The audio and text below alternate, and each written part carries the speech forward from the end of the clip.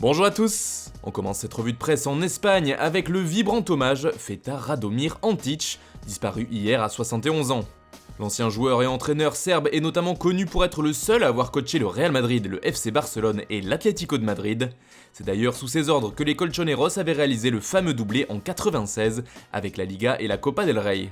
L'annonce de son décès fait donc les gros titres de la presse ibérique qui lui rend unanimement hommage, comme ici avec Marca qui titre « Je t'aime Radomir ». Pour Mundo Deportivo, c'est un grand qui s'en est allé. Le journal catalan parle d'un technicien tout simplement légendaire pour évoquer Antić.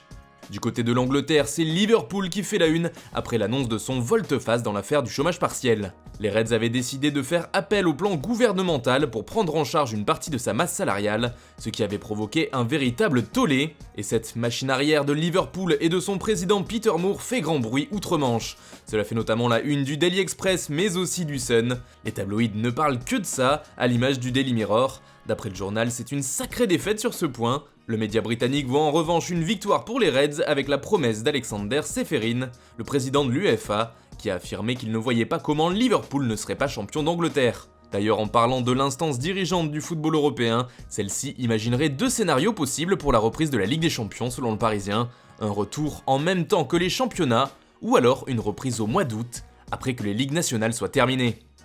On part maintenant en Espagne où on parle encore et toujours du cas Neymar. Après l'évocation d'un échange avec Antoine Griezmann, c'est une autre information que l'on peut lire ce mardi en une de Sport.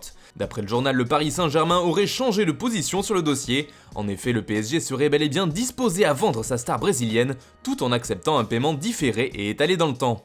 Pour le quotidien catalan, le club francilien ouvre clairement la porte à un départ de Neymar et il est prêt à négocier. En revanche, la porte, elle, serait bien fermée concernant Kylian Mbappé.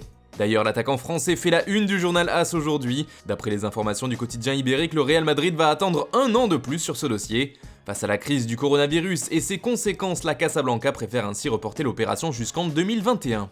Un plan qui peut sembler logique puisque le contrat du natif de Bondy s'achève en 2022. Mbappé ne sera alors lié à Paris que pour une dernière année, ce qui pourrait obliger le club français à vendre si son joueur ne veut pas prolonger. Et puis en Italie aussi, on parle marché des transferts. Après les déclarations de Massimo Moratti, ancien président de l'Inter, toute l'Italie se met à rêver de la venue de la Pulga.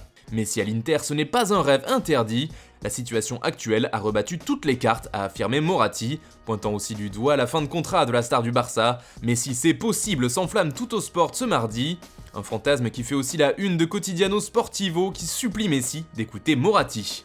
Enfin, l'avenir d'une autre star du ballon rond fait parler dans la presse italienne, il s'agit de Zlatan Ibrahimovic.